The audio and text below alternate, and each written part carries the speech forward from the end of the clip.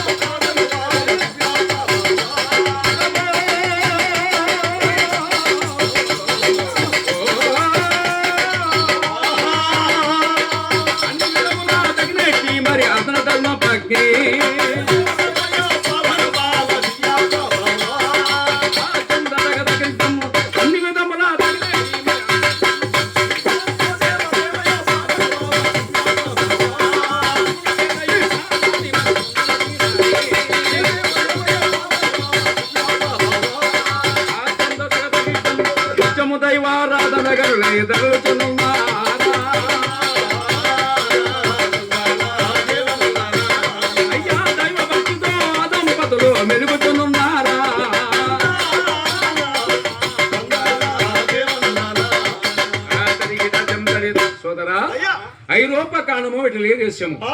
ఆ ఇటలీ దేశములో రోమాపురి సామ్రాజ్యం కలదు. ఆ సామ్రాజ్యాన్ని పరిపాలిస్తున్నాడు దేవరాయుడు చక్రవర్తి.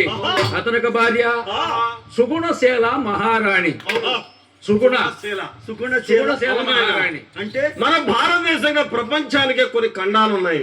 మనది ఆసియా ఖండము, ఇది ఐరోపా ఖండం అనేది మన దేశం చరిత్ర కాదు ఇది. ఇప్పుడు అసలు ఖండాలు ఎన్ని? 5 ఖండాలు. 5 ఖండాలా? ఖండలు 5? ఖండలు కాదు, ఈ ఖండాలు అంటారు, ఖండము అంటారు. ఆసియా ఖండము, ఆఫ్రికా ఖండము, ఐరోపా ఖండము, ఇట్లా కొన్ని ఖండనం. నాకు 5 ఆదివారం వచ్చే ఖండాలు తెలుసు. 5 కాదు ఖండలు అంట, ఆ ఖండాలు వేరు. ఈ రోజు నిన్న ఆల్రెడీ అయిపోయింది నాయన. అయితే సోదరా, కానీ నువ్వు అనుకున్న ఐరోపా ఖండంలో ఉన్నటువంటి రోమాపురి సామ్రాజ్యంలో ఉన్నది నాయన దేవరాయల చక్రవర్తి సుగుణశీల మహారాణి. మన భారతదేశానికి ప్రధానమంత్రి ఎలాంటి వాడు, ఆ దేశంలో ఉన్నటువంటి మన చిన్న చిన్న రాజ్యాలన్నిటికీ అధిపతిగా ఉన్నాడు దేవరాయల చక్రవర్తి. అతని యొక్క ధర్మపత్ని ఏమిటో ఒరెత్తనలాగా. పత్ని అంటే భార్య అని అర్థం. అలా కూడా అనొచ్చు ఆయన. మన వాడుక భాషలో సామాన్యంగా మన గ్రామాల్లో మాట్లాడుకున్నటువంటి గ్రాంధిక భాషలో భార్య అనొచ్చు, మా ఆవిడ అనొచ్చు, రకరకాల పేర్లతో పెడుతున్నారు. కానీ ధర్మపత్ని అంటే ఆ సుగుణశీల మహారాణి. సుగుణశీల అంటే సు అంటే మంచి కలిగినటువంటి, శీలం అంటే మంచి గుణం కలిగినటువంటి చక్కని భార్య దేవరాయల చక్రవర్తి సుగుణశీల మహారాణి. అయితే ఆయన చూసారండి, అందరికి భార్యలు ఉన్నారు. సుగుణ అంటే గుణవతి అయిన భార్య దొరకటం అరుదు అంటుంది బైబిల్ గ్రంథం. అందరికి భార్యలు ఉన్నారు. ఇక్కడ గుద్దు గుద్దు ఇంటికి పంపిస్తారు. ఒరే, బైబిల్ ఏం చెప్తుందంటే గయ్యాల భార్యతో కాపురం చేసే కంటే అడవిలోకి వెళ్ళి ఎలుగుబంటి మీద కలబట్టం మెరుగట్ట. గయ్యాల భార్య అంటే భర్తను వస్తా పోతా తిడతా ఉంటది. అట్లా లోనికి వెళ్ళేటప్పుడు తిట్టిద్ది, బయటకు వచ్చేటప్పుడు తిట్టిద్ది. సంగతి నీకు పూర్తిగా తెలవదు. మగవాళ్ళకేమో సతిపో పెడతారు, వాళ్ళు ఉడికిపోదంటారు. అయ్యో, ఆ చక్రవర్తి గారికి ఎక్కడో ఎండక మేడలో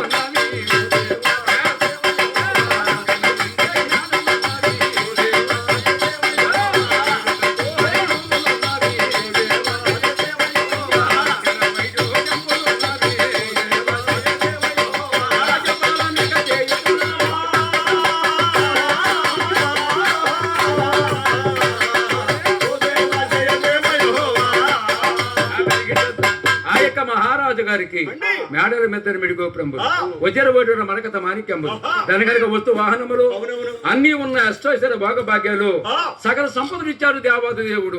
అన్ని ఉన్న మహారాజునకు తేరునకు లోటుందిరా తమ్ముడు. ఇన్నుండి వాళ్ళకి కాళ్ళకి తక్కువ ఏంట్రా బెదరు. చక్కటి ఎక్కడానికి ఎండు మేడం ఉన్నాయి, ఒకటానికి వెండి ఉయ్యాలలు ఉన్నాయి, సకలమైన సిరి సంపదలు, నవధాన్యాలు, రాసులు, కుప్పలు, బంగారము, వజ్రాలు, వైడూర్యాలు, సకరమైన సిరి సంపదలు ఉన్నాయి. కానీ అపుత్రస్య గతిమ్నాస్య అన్నట్లుగా అంటే వారికి పుత్ర సంతానం లేదురా. ఆ సుగుణశీల మహారాణికి ఒడిగట్టే భాగ్యం లేకుండా పోయింది. వారికి సంతానం లేదు. అవును. అరే ఈ రోజుల్లోనైనా ఆ రోజుల్లోనే సంతానానికి ఏం కొదవ బెదరు. అదేమిట్రా, ఏడ్చడానికి ఆ గుత్తులు దిగినట్టు దిగుతుంటే ఎక్కడరా ఎప్పుడు ఎప్పుడైనా ఎక్కడ దిగుతూనే ఉండాలి. అవునా? లుంగిపోయిన అంగాదైతే చాలు ఏమవుతుంది? ఒక్క పిల్లలు పుట్టినట్టు కొడుతున్నారు. కోళ్ళ పార్వలు కోళ్ళకి వాళ్ళకి తేడా అలా కాదురా సోదరా. చూడు అయినా ఈనాటికి కూడా అంగన్వాడికి పో, 10 మంది తింటుంటారు, 10 మంది ఏడుతుంటారు. సరే ఏదేమైనా కానీ బాలపడేది కావచ్చు. కానీ చూడు సోదరా, సంతానం ఉన్నవారికి ఈ కాలంలోనే ఉన్నారు, లేని వారికి లేకుండానే పోయారు. నాయన అలాగా ఆనాటి కాలంలో కూడా ఆ దేవరాల చక్రవర్తి సుగుణశీల మహారాణికి సకలమైన సిరి సంపదలు కానీ సంతానం లేదు. అయ్యా, ఒకనాడు భర్త గారు దాపనకు వచ్చి, నాదా ప్రాణేశ్వర, సంపద సౌఖ్యములున్నవి మనసుకు శాంతి లేదు నాదా, సతి కందము సందము ఎందుకయ్యా నాదా,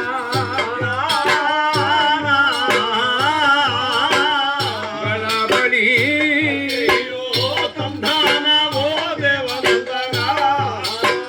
పుత్రుల కొరకై పుణ్య భూములకు పోవుదమన్నాదా,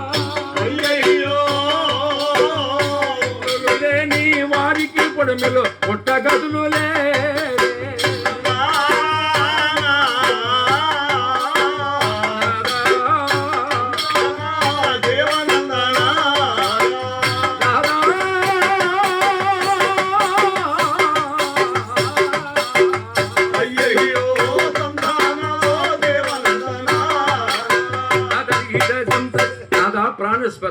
చూసారండి. పక్కింటి ఆమెకు చక్కన బాబు పుట్టాడు, ఎదురింటి ఆమె చక్కన పాప పుట్టింది. ఏమండి, అసలు మీకు నా మీద ప్రేమ ఉందా? మీకు నా పైన ప్రేమ ఉంటే ఎప్పుడో ఒక బాబు ఒక పాప పుట్టేవారు. అసలు మీకు నా మీద ప్రేమే లేదండి. అందరూ కూడా వెళితే మీకు ఎంత ఆస్తి ఉందని అడగట్లేదండి. నీకు ఎంతమంది బిడ్డలమ్మా, మీ బిడ్డలు ఏం చదువుతున్నారు, ఏం చేస్తున్నారు అడుగుతున్నారండి. ఈ బాధలను భరించలేనండి. ఏదైనా ఫంక్షన్ కి వెళ్ళినా గానీ, పార్టీకి వెళ్ళినా కానీ, నలుగురిలో ఆడవారితో కలిసినప్పుడు ఇలాంటి మాటలు అడుగుతుంటే నా గుండె తరుక్కుపోతుందండి. అసలు నా మీద మీకు ప్రేమ లేదు లేదు లేదు. ఉంది నేను మట్టు ఖాళీగా ఉన్నా ఉంటే ఏం జరిగిందండి? ఒక్క బిడ్డ అయినా ఉందా నాకు? ఒక బాబు గాని బాబు గాని అమ్మా అని పిలిచే భాగ్యం లేకుండా పోయింది. నేను మట్టు అసలు నా మీద మీకు ప్రేమ లేదండి. నేను మట్టు నా మీద మీకు ప్రేమ లేదు. దేవి నువ్వంటే అంటే నా తలకాయ. ఇదేం ప్రేమ అండి? కాయల ప్రేమ దేవి. అవునా? లెక్క పెట్టుకోమంటారా? లెక్క పెట్టుకో. అవునండి. నువ్వంటే అంటే నా మెడకాయ. ఇది రెండోదండి. నువ్వంటే అంటే నా పొడకాయ. ఏమండి ఇది మూడోదండి. మళ్ళీ చెప్పానా? మరలా ఒక్కసారి చెప్పండి. నువ్వంటే అంటే నా తలకాయ. ఇది ఒకటో కాయండి. నువ్వంటే అంటే నా మెడకాయ. ఏమండి? నువ్వంటే ఏమండి? నా గుండెకాయ. ఏమండి? నువ్వంటే ఏమండి? ఇది కింద దిగిపోతున్నాను ఏంటండి? ఆ కాయ వద్దులేండి. అసలు కాయనే వద్దంటాను. ఏమండి? వద్దులేండి. అసలు కాయ ఏం కాయ? ఏం కాయ అండి అది? సొక్కాయ, అక్కాయ. అవునా? అయ్యయ్యో, ఏమైనా పుణ్యకార్యాలు చేస్తే సంతానం కలుగుతుందేమో అనుకున్న చక్రవర్తి గారు అతని భార్య సుగుణశీల మహారాణి అదుగునాయన అన్నదానములు గోదానములు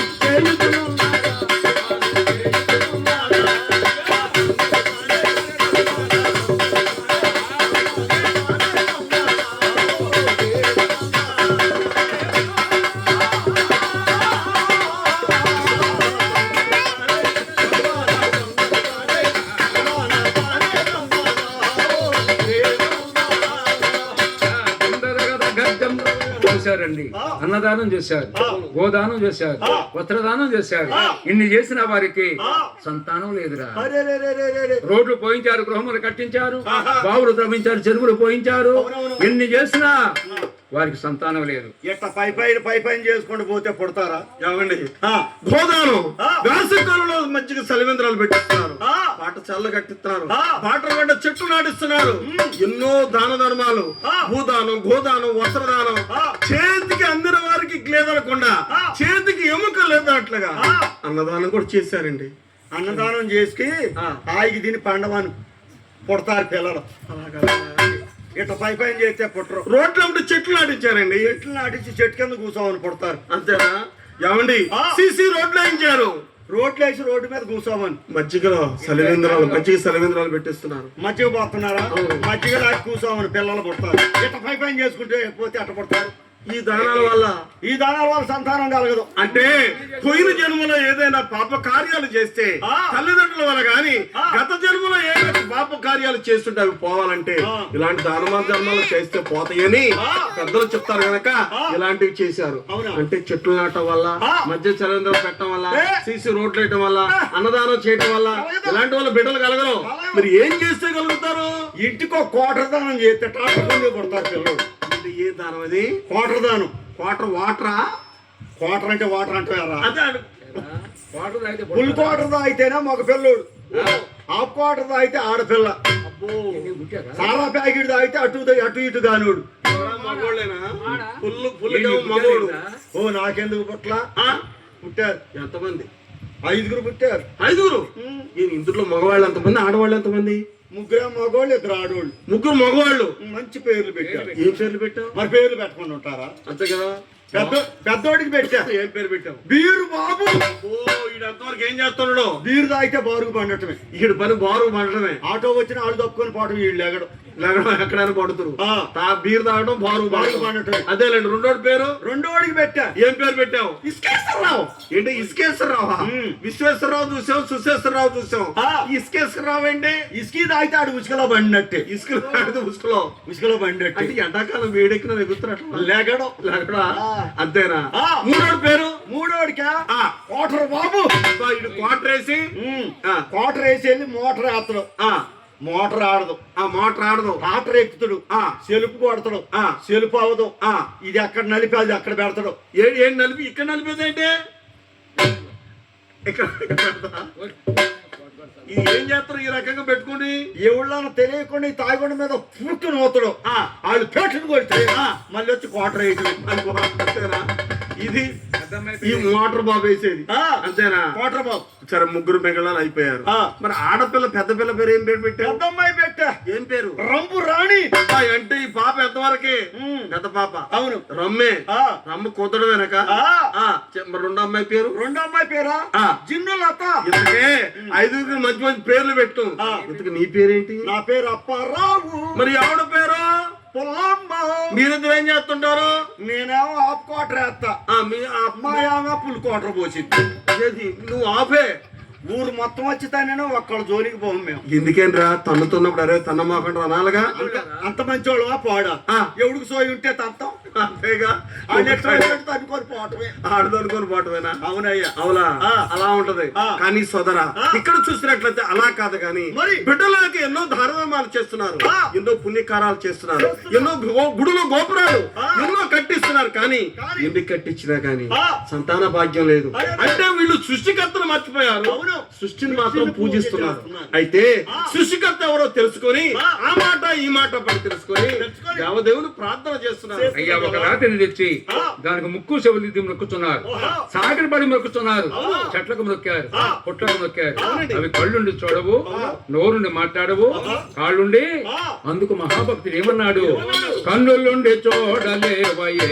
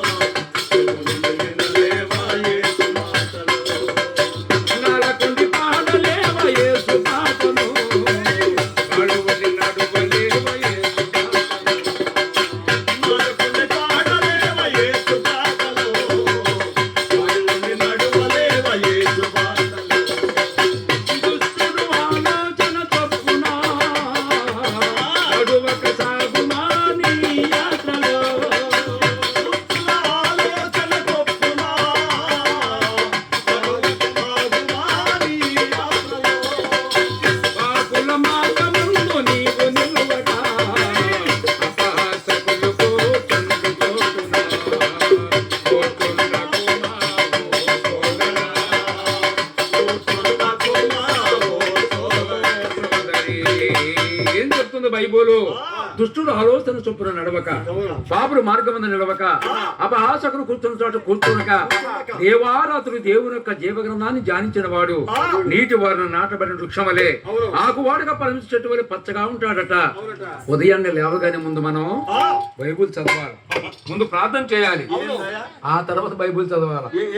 ఉదయాన్నే లేవగానే ఈ 2 పనులు చేయాలి. ముందు కూసుకొని కూర్చుంటే బాగుంటుంది. సోదరా చూడు నాయన, ఉదయాన్నే లేవడం అంటే ఇక్కడ 4 రకాల లేవడాలు ఉన్నాయి.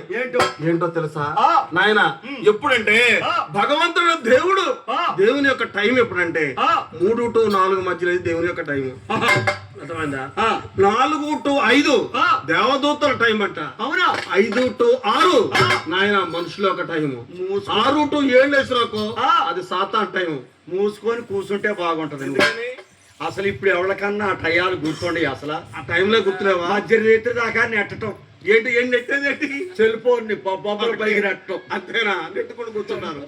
నిద్ర వచ్చి చెల్లు డాబులు పడేయటం, కింద పడేయటం. ఈ లోపల పొద్దులు లేకటం మాయా ముందు అదే చూసుకునేది. Cell phone. ఏ ఛార్జింగ్ పెట్టలేదా ఎద్దా అని మళ్ళీ నిన్ను పట్టుకొని దేవుణ్ణి ప్రార్థించోళ్ళు ఉంటారు. ఒరే నాయన, ఉదయాన్నే 5 గంటలకే లేచి నాయన వాకిలి శుభ్రంగా ఊడ్చుకుని కాసిన నీళ్లు చల్లి నాయన ఉదయాన్నే భర్తగారికి లేవగానే బెడ్ కాఫీ గాని టీ గాని అందించడం స్త్రీ యొక్క ధర్మం. అది ఉత్తమ ఇల్లాల యొక్క లక్షణం. మా యామ లేచిద్ది ఎప్పుడు అర్జెంట్ అంటే 11:05 లేచేసరికి. ఏది తెల్లారుజామున పనులు మొత్తం మనమే చేయటం. పన్ను మొత్తం అంటే మా ఆవిడ కొంచెం చదువుకుందలే, చదువుకున్న ఫ్యామిలీ అని సుఖ పెడతాను. ఓహో, చదువుకున్న ఎడ్యుకేషన్ ఫ్యామిలీ.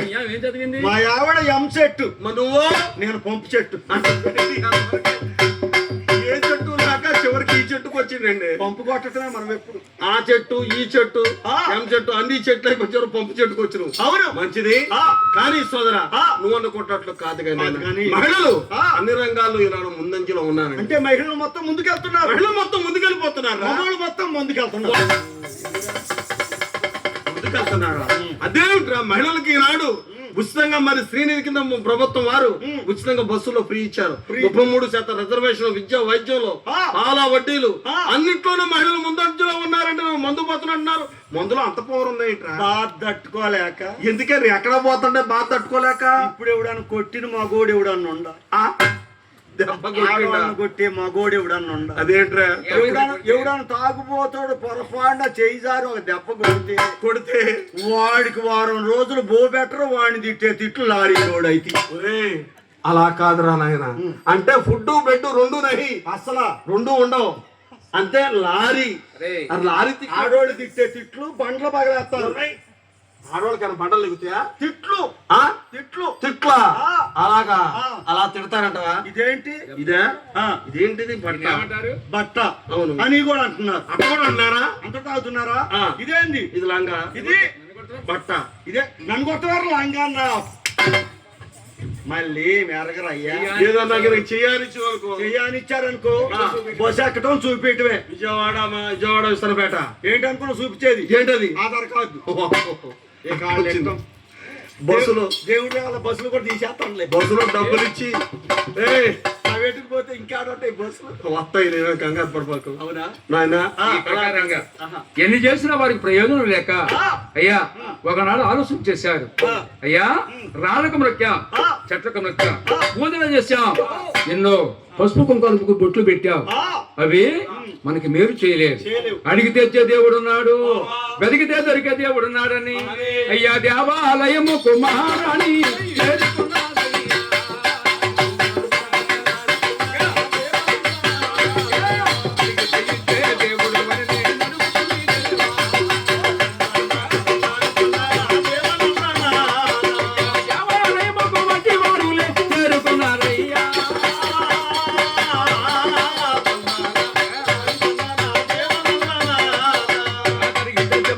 చూసారండి. ఎన్ని చేసినా వారికి ఒక పాప గాని ఒక బాబు కాని కలగలేదు. అయితే లేదండి, ఎన్ని చేసినా వారికి సంతానం అనేది లేకుండా పోయింది. మా అత్తగారిని ఒక మాట్లాడకపోయారా? మీ అత్తగారు ఏ మీ అత్తగారు డాక్టరా? డాక్టర్ కాదు, యాక్టర్ కాదు. అంటే ఏమైనా ఆయుర్వేదం వైద్యురాలా? కాదు. మరి మంత్రాలు పెట్టిద్దా? మంత్రాలు రావు, యంత్రాలు రావు. మంత్రాలు రావు. రావు. అంటే మీ అత్తగారి మాటకి ఒక్క మాట అన్న 3 పిల్లలు పుట్టారు నాకు. మాటకి అంత పవర్ ఉందా? నాకే? మాటకి అంత పవరా? మొత్తం మాటకే ఏమంటారు? పెళ్ళై 16 సంవత్సరాలు అయింది. 16 సంవత్సరాలు గడిచిపోయింది. టింగును బోనీ లేదు. అరే పిల్లలు ఏంటి అని అప్పారవా? పిల్లలు లేరు. పిల్లలు లేరా? మా యావ వచ్చింది. ఏమంది? ఏమండి ఏమండి ఏమండి? ఎదిరింటి అమ్మాయికి చూడండి, అవును, మామిడి పండు లాంటి అబ్బాయి పుట్టాడు. ఎక్కడ బాబు కలిగాడు? ఎదిరింటి వాళ్ళకి అంటున్నారు, అవును, వెనకాల ఉండోళ్ళకి అంటున్నారు, పక్కింటోళ్ళకి వాళ్ళకి అంటున్నారు. కానీ మన కర్మ ఏమిటండి? నిజంగా నువ్వు అసలు మగాడివేనా అండి? అంటే ఆడవాళ్ళకి ఈ మాటలు ఒక లెక్క. అంతేగా భర్త అంటే స్వతంత్రం. ఏమండి? గ్రాంటెడ్ అనమాట. ఇకేం గ్రాంట్ లాంటి వాడివి. ఇకేమో సంతానం కలిగేటట్లేదని సెకండ్ మ్యారేజ్ చేసుకున్నా. 2వ పెళ్లి చేసుకున్నావు. అంటే ఇవ్వడం వల్ల నాకు బట్టలు కలిగే అదృష్టం లేదు, వంశోద్ధారకులు రావడం లేదని 2వ పెళ్ళని